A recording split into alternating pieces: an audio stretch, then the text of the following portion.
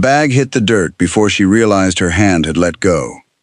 It landed hard in the middle of Harlan Creek's main street, kicking up a thin cloud of dust that hung in the July heat like it had nowhere better to be. Abigail Harper didn't bend to pick it up. Not yet. Across from her, the man who had written her letters stood still, hat in hand, eyes moving over her in a slow, careful way that felt worse than any shout. He drew in a breath, then let it out. "That ain't what I sent for." The words didn't come loud. They didn't need to. They carried. A few heads turned, then more. A murmur started near the general store, soft at first, then growing, passing from one person to another like a spark finding dry grass. Abigail kept her shoulders straight. She did not cry. Not here. Not in front of them.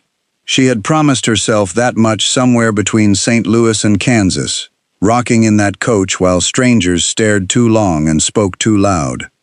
"I told you," she said, voice steady. "I was a larger woman." Thomas Reed shifted his weight, looked past her, looked back again. "You didn't say enough." A man near the porch chuckled under his breath. Someone else whispered something that didn't quite become words. Abigail heard all of it. Every sound felt sharp. Every second stretched longer than it should. "I came here in good faith," she said quietly. Thomas rubbed his jaw, eyes flicking again toward the watching crowd.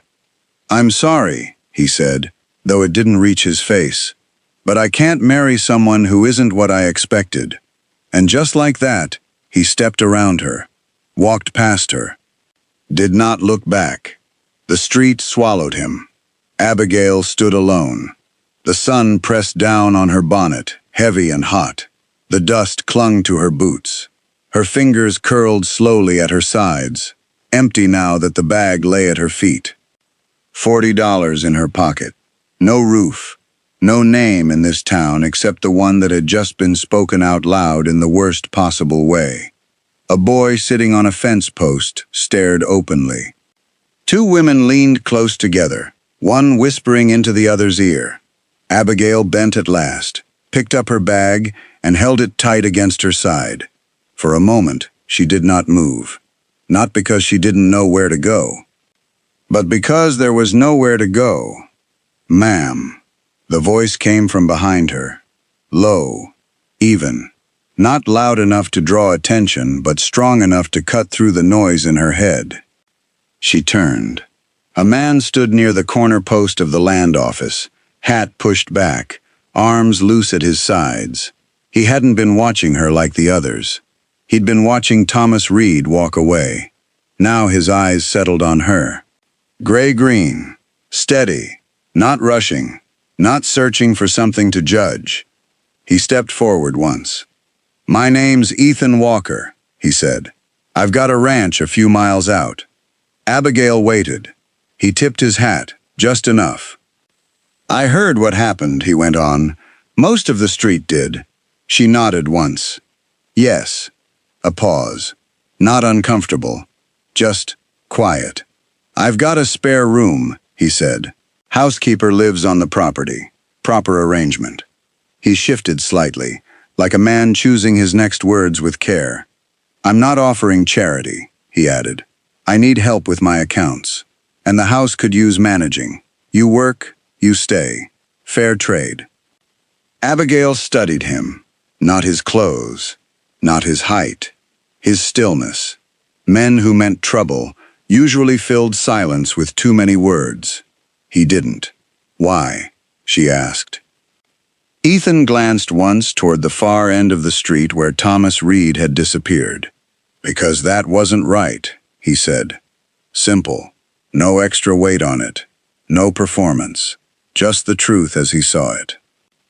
Abigail tightened her grip on the bag. "If I come with you," she said slowly, "and you turn out to be something else, then you leave," he answered. No hesitation. "I'll have Mrs. Dolan bring you back to town herself." Another pause. "You have my word." The heat pressed in again. The whispers hadn't stopped. Abigail lifted her chin. "All right. she said. "I'll come." Ethan nodded once. Then, without asking, he took her bag from her hand, not as a favor, not as a gesture, just as something that needed carrying. She let him. They walked to the wagon together. She didn't look back, but she felt it. Every eye, every thought forming behind those eyes. The ride out of town stretched long under the open sky. The road was uneven, the wheels creaking with each turn. Dust trailed behind them, thin and constant. Ethan didn't rush the horses, didn't try to fill the silence. After a while, Abigail spoke. "You said accounts." He glanced sideways at her. "Yes, ma'am." "What kind of records do you keep?" "Ledger book," he said. "Monthly." She nodded. "And how often do you check for errors?" He gave a small breath through his nose. "Not often enough." Abigail looked ahead at the road. "Then we'll fix that." Another silence. Different this time. Not empty. Ethan's mouth shifted slightly, like he'd almost smiled but thought better of it. The ranch came into view slowly. First, the sound of cattle in the distance. Then the buildings. A house that had seen better paint. A fence with a gap wide enough to notice from the road. Everything standing, but just barely holding its ground. A woman stepped out onto the porch before the wagon stopped. Strong build, gray hair pulled back tight, eyes that missed nothing. "This is Mrs. Dolan," Ethan said. "She looks hungry," Mrs. Dolan replied before Abigail could speak. "You are?" "I am," Abigail said. "Good," Mrs. Dolan nodded. "Come inside." No fuss, no questions that didn't matter. Inside, the house smelled like bread and wood smoke. Simple. Clean. Real. Abigail sat on the edge of the bed in the small room they gave her. Just for a moment. Her hands rested on her lap. Still. The day pressed in around her. The street. The laughter. The offer. The risk. She stood again before her thoughts could go too far, smoothed her dress, and stepped back out. Work waited. And work, she understood. By nightfall, the ledger was open across the kitchen table. Pages filled with numbers. Some lined up, some didn't. Ethan sat across from her with a cup of coffee, watching. Not hovering, not questioning, just there. Abigail made small marks in the margins. Careful, precise. After an hour, she spoke. "You're losing money," she said. Ethan didn't flinch. "How much?" "Enough to matter," she replied. She turned the ledger slightly toward him, tapping a column. "Your feed costs are off. Not by much each time, but it adds up." He leaned forward. "How do you know?" "My father ran a business for 30 years, she said. "I kept his books." She looked up. "This isn't guesswork." Ethan sat back slowly. The lamp between them flickered once. "Can it be fixed?" he asked. Abigail turned another page, picked up her pencil again. "Yes," she said, "it can." She didn't see it, but something in Ethan's posture shifted. Not much, just enough. Like a man who had been carrying something alone for a long time and had just realized he might not have to anymore. Outside, the night settled over the ranch. Quiet, wide, uncertain. And inside that small kitchen, under the soft glow of a single lamp, something had begun. But neither of them knew yet how much it would cost to keep it. The first mistake Abigail found wasn't loud. It didn't announce itself. It sat there, quiet, buried between two ordinary numbers that looked like they belonged.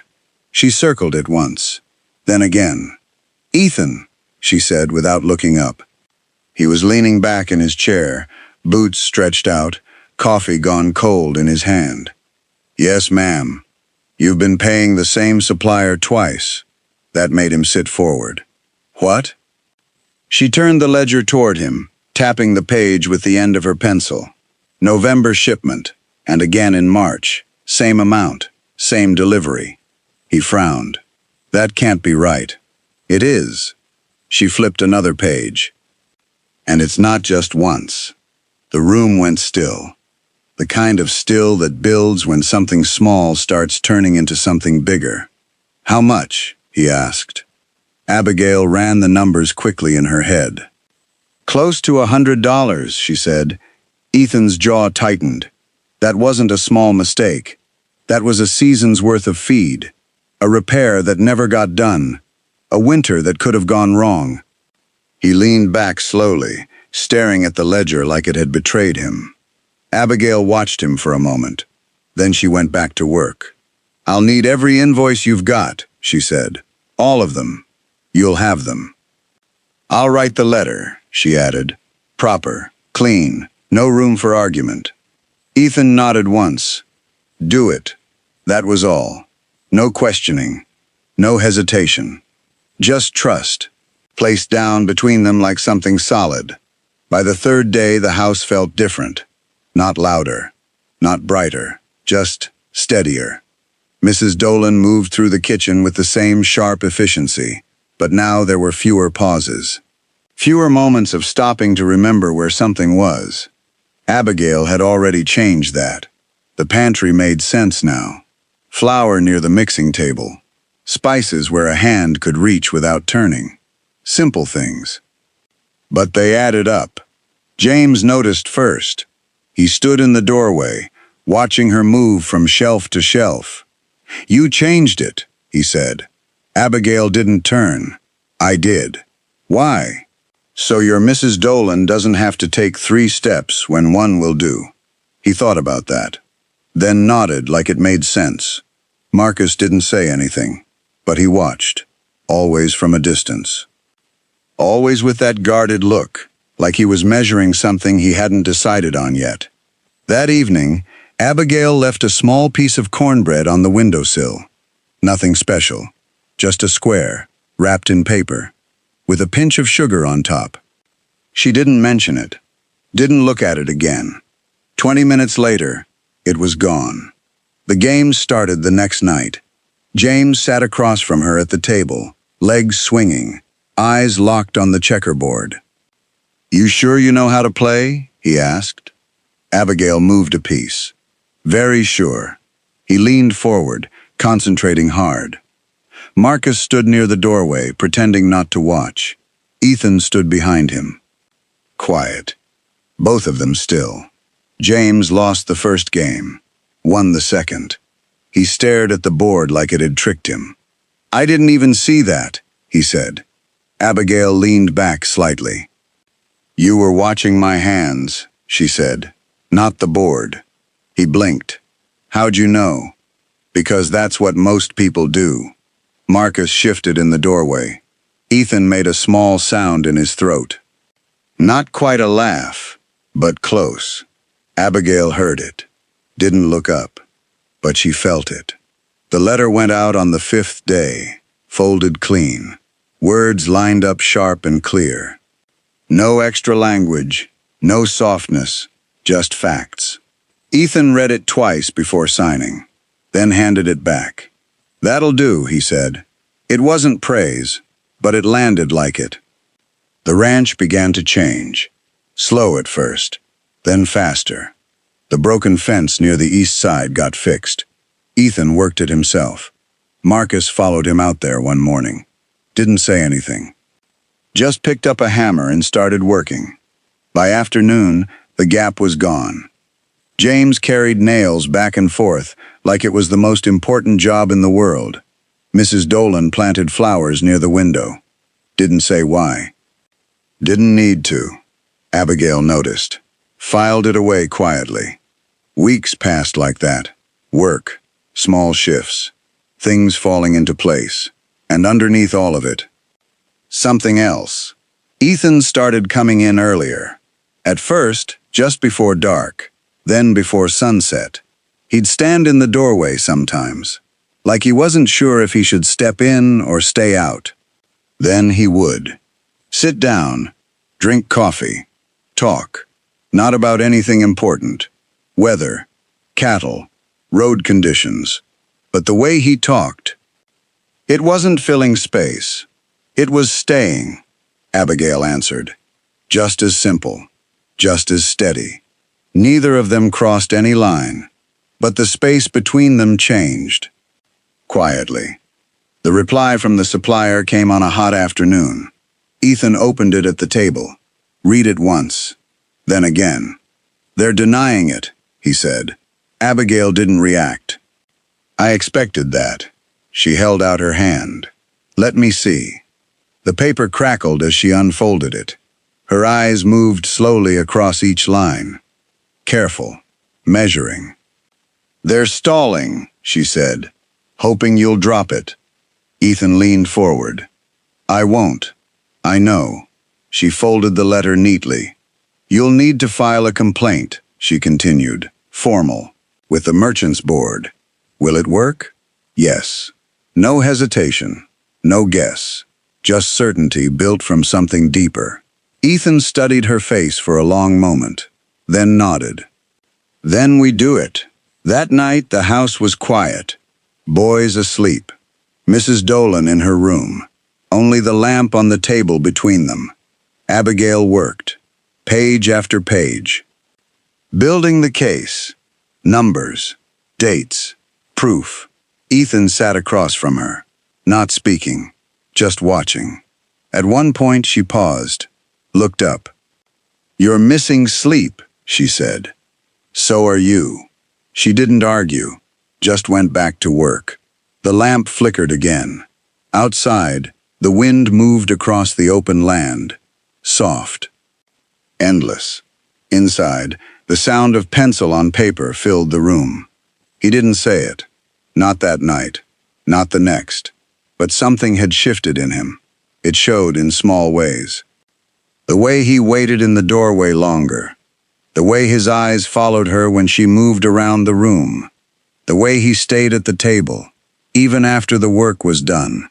Like leaving too early might break something he wasn't ready to name. On the 10th day, Marcus spoke to her. Not in the kitchen. Not near the others. Out in the garden. Early. Sun just rising. She was pulling weeds when he walked up behind her. You're doing it wrong, he said. She didn't turn. Am I? You gotta get the root, he said, stepping closer, or it comes back. She leaned back slightly. Show me. He hesitated. Then crouched down beside her. Dug his fingers into the soil. Careful, slow. Pulled the whole thing out. Held it up. Like that. Abigail nodded. That's good work. He didn't smile, but something in his shoulders eased. They worked side by side after that. No talking, just dirt under their hands. Morning air cool against their skin. At one point, he said quietly, Mama used to take care of this garden. Abigail kept her hands in the soil. I can tell, she said. He glanced at her. You're not trying to replace her. No. A long pause. Good. He went back to work, and that was enough. By the end of the second week, the ranch didn't feel like a place holding itself together anymore. It felt like something being built, piece by piece, quiet, strong, alive, and right at the center of it, a woman who had stepped off a stagecoach with nowhere to go, was becoming something this land had been missing for a long time. But in Harlan Creek, not everyone was pleased with that. And not everyone had forgotten what happened in that street. Because a man who had once turned his back on her was starting to hear her name again. And this time, it sounded different. The answer came back 6 weeks later. Folded, stamped, final. Ethan read it standing by the kitchen table. Didn't sit, didn't speak. Just held the paper a second longer than needed, then set it down. They ruled in our favor, he said. Abigail didn't smile. She simply reached for the letter and read it herself. Every line, every word, clean, clear. The supplier ordered to return the money, with interest. She folded it once more and placed it back on the table. That's done, she said. Ethan let out a breath he hadn't realized he'd been holding. James whooped from the corner. Marcus didn't react the same way. He looked at Abigail, longer than before. Like he was adding something new to whatever he already believed about her. Word spread fast. It always did. By the next market day, people weren't looking at Abigail the same way anymore. They still looked. But not the way they had before. Now there was a pause in it. A shift. Something closer to respect, even if they didn't say it out loud. Ethan walked beside her through the square. Same steady pace. Same quiet presence. But this time, when he introduced her, there was no space after her name. No hesitation. "This is Miss Harper," he said. "She runs the accounts on my ranch." Simple. Direct. Enough. A man from the feed store nodded. "Heard about that case," he said. "Clean work." Abigail inclined her head once. "Thank you." Marcus walked closer to her than usual. James held onto her sleeve without thinking. And for the first time since she arrived, the town didn't feel like a place she was passing through. It felt like a place watching her stay. He saw her there. Across the street, standing beside Ethan, Thomas Reed. His hat was in his hand again. But this time, he didn't hesitate. He walked toward her. Direct. Measured. Calculated. "Miss Harper," he said. Abigail turned. Her posture didn't change. "Mr. Reed." He gave a small nod. "You're looking well." "I am." He shifted his weight, glancing briefly at Ethan before returning his focus to her. "I've been hearing things," he said. "I expect you have. About the ranch. About what you've done there." Abigail said nothing. Let him speak. Thomas adjusted his grip on his hat. "I may have judged too quickly when you arrived." The words came out careful, practiced. "I've had time to reconsider." Marcus went still beside her. Ethan didn't move, didn't speak, but something in his stance changed. Grounded, firm. Abigail met Thomas's eyes. "You said I wasn't what you expected," she replied. That was accurate. Thomas gave a tight breath. "I think I was looking at the wrong things. And now," he straightened slightly, "now I see value I didn't recognize before." The words hung there, heavy, uncomfortable, clear. Abigail's fingers curled slowly at her side. "You didn't miss anything," she said. "You chose not to see it." Thomas opened his mouth, closed it again. A flicker crossed his face. Then he leaned in just slightly. "I'd like to make that right," he said. "How?" "Supper," he replied. A conversation, proper this time. A long pause. Dust moved across the street. A horse shifted behind them. James tightened his grip on her sleeve. Abigail didn't look away. "No," she said. One word. No softness. No room left around it. Thomas blinked. "You should consider—" "I have." She didn't raise her voice, didn't step back. But the space between them changed. Sharp. Final. "I came here once because I believed your words," she continued. "I won't do that again." Thomas's jaw tightened. "You're settling," he said quietly. "For less than what you deserve." Abigail's gaze didn't move. "I decide what I deserve." Silence. Then she turned, walked past him, didn't wait, didn't look back. The wagon ride home was quiet. Not empty, not distant, just full. Ethan kept his eyes on the road. After a while he spoke. That was him. "Yes." What did he want? Abigail watched the horizon stretch ahead. To change his mind. A pause. "And you?" "I didn't." Ethan nodded once. Didn't say anything else. Didn't say anything else. But something in his shoulders eased. Just enough. That evening felt different. The same kitchen. Same table. Same lamp. But the air carried something heavier. Unspoken. Ethan stood in the doorway longer than usual, hat in his hand, turning it once, then stopping. "Abigail," he said. It was the first time he used her name.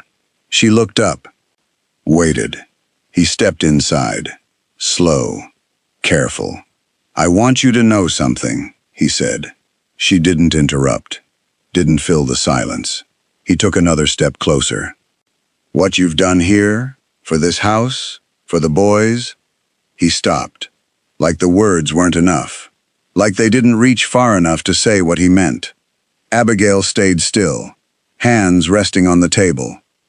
"Marcus hasn't spoken about his mother in nearly 2 years," Ethan continued quietly. Her breath slowed. "He talked to you." A small pause. "That matters." The room held that moment. Still. "Real." Abigail nodded once. "He's a good boy," she said. "He is." Ethan's grip tightened slightly around his hat, then loosened. "I didn't want to not say it," he added. She looked at him, really looked this time, at the lines in his face, at the way he stood like a man who wasn't used to saying things that mattered out loud. "Thank you," she said, soft. Simple. Enough. He nodded once, turned, walked back out into the night. She sat there for a long time after he left. The lamp burned low, the house quiet. Her hand rested flat against the wood of the table. Still, but inside, something moved. Not sudden, not loud, but steady, growing. She had felt it building for days now, in the small moments, in the quiet looks, in the way he stayed, and the way she didn't want him to leave. She drew in a slow breath, held it, then let it go.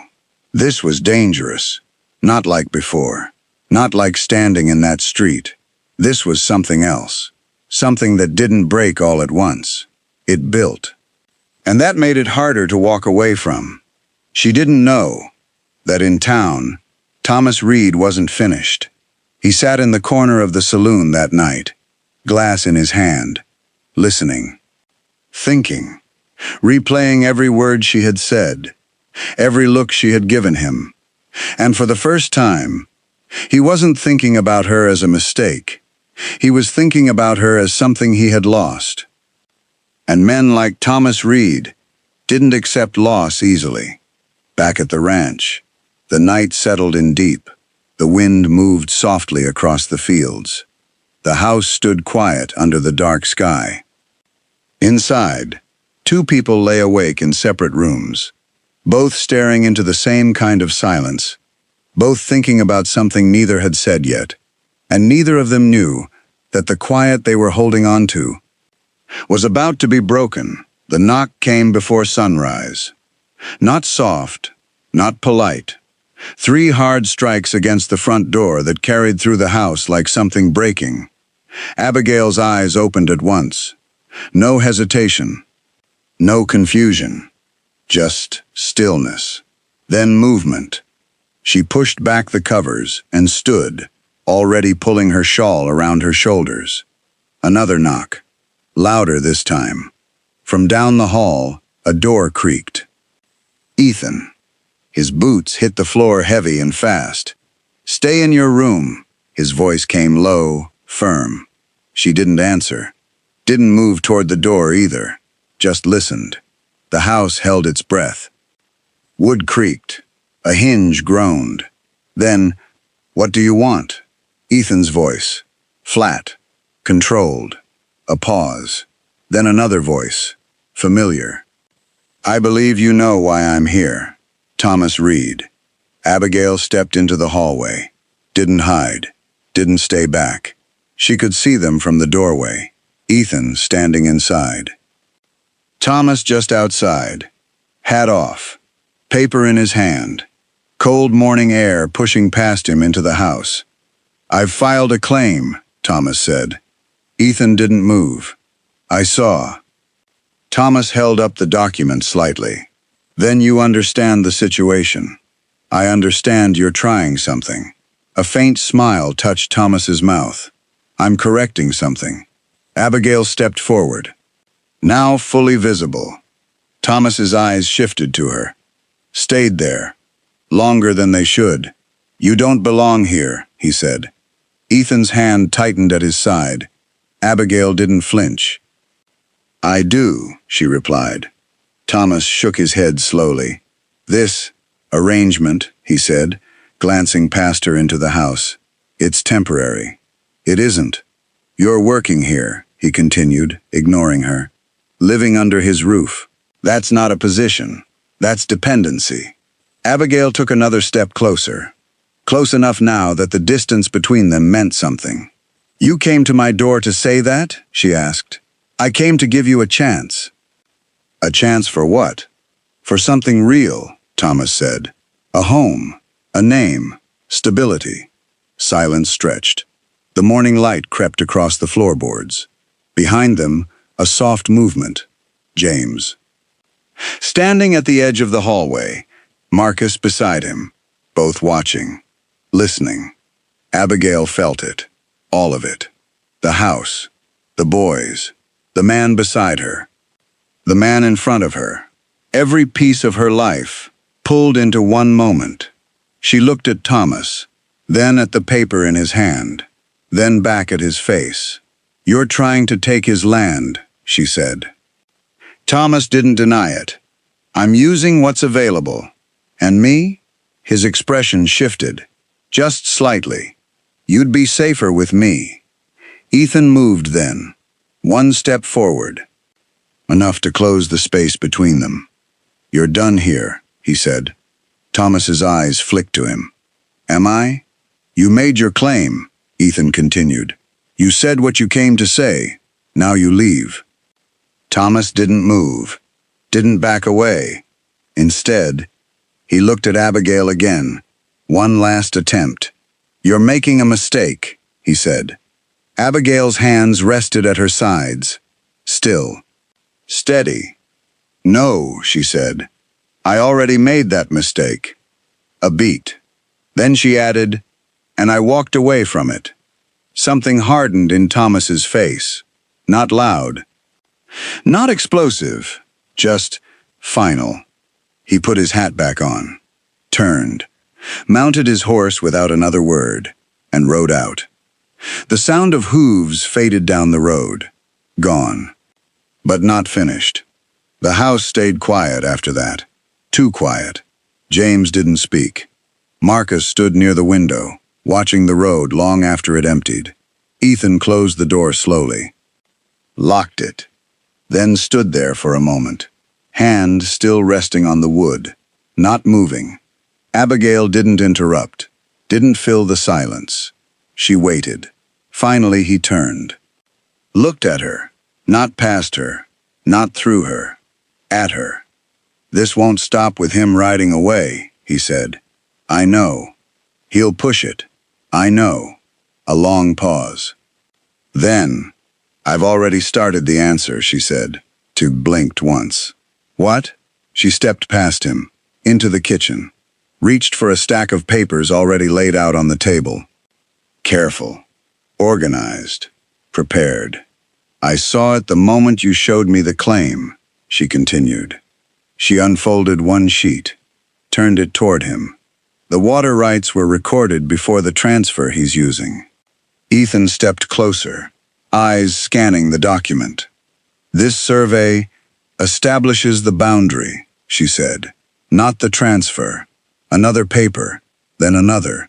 She laid them out one by one, like building something solid piece by piece. "He's attacking the wrong document," she finished. Ethan stared at the table, at the evidence, at the clean, clear lines of it, then at her. "Can you prove it?" Abigail met his gaze. "Yes." No hesitation, no doubt, just truth. Ethan let out a slow breath. Somewhere behind him, the boys moved closer. Not speaking, just listening, watching, trusting. They worked all day. No breaks, no wasted motion. Paper spread across the table, ink drying in neat, careful lines. Arguments built the way she built everything. Clean, tight, unshakable. Ethan stayed beside her, not hovering, not questioning, just there. Every now and then, his hand would rest on the table near hers, not touching, but close, close enough to matter. By nightfall, it was done. The letter sat in the center of the table. Final, sharp, complete. Abigail leaned back slightly, exhaled. Ethan looked at the pages, then at her. "You don't miss," he said. She shook her head once. "Mostly for the money." "I don't." A small silence settled. Different this time. Not tension, not uncertainty. Something steadier. Ethan reached out, took her hand. Not quick, not unsure. Firm, warm, real. "I should have said this sooner," he said. Abigail didn't pull away, didn't look down, just watched him. "I don't want you here because I need help," he continued. "I don't want you here because of the boys or the ranch or any of it." His grip tightened slightly. "I want you here because when I walk into this house, you're here." The words didn't rush, didn't stumble. They landed exactly where they needed to. Abigail felt it. Deep, clear, like something settling into place that had been moving for a long time. "I know," she said. A pause. Then, "I want to be here." That was it. No more. No less. Ethan nodded once. Didn't say anything else. Didn't say anything else. Didn't need to. Morning came fast. The letter went out with the first rider. By noon, the town had already started talking again. But this time, the talk didn't carry the same weight. Because the ranch didn't stop. The fences stayed strong. The cattle held steady. The house stayed full. Work didn't pause for rumor. And slowly, the gap between what people said and what they saw started to close. Days later, another paper came back. Stamped. Signed. Final. Ethan read it at the table. Same place as before. But this time, he didn't stand. He sat. Set the paper down and looked at Abigail. "It's done," he said. She didn't ask. Didn't need to. She saw it in his face. Clear, settled, finished. The claim was gone. The land was his. And the fight was over. That evening, the sky stretched wide and gold over the ranch. The boys ran out past the fence, laughing, chasing each other through the dust. Mrs. Dolan stood on the porch, arms crossed, watching them with quiet satisfaction. Abigail stood beside Ethan near the yard table. The same place everything had shifted before. The same place everything had been decided. But now, there was no uncertainty left in it. No question waiting to be answered. Just presence. Ethan looked out over the land, then at her. "You stayed," he said. Abigail nodded once. "I did." A small pause. Wind moving through the grass. Soft. Endless. "I'm glad you did," he said. She didn't answer. Didn't need to. Her hand moved slightly. Rested against his. Not a gesture. Not a moment. Just something that belonged there. And out beyond the fence, where the road stretched back toward Harlan Creek, dust lifted in the distance. Another rider. Far enough away to mean nothing yet. Close enough to promise that whatever came next wouldn't come quietly.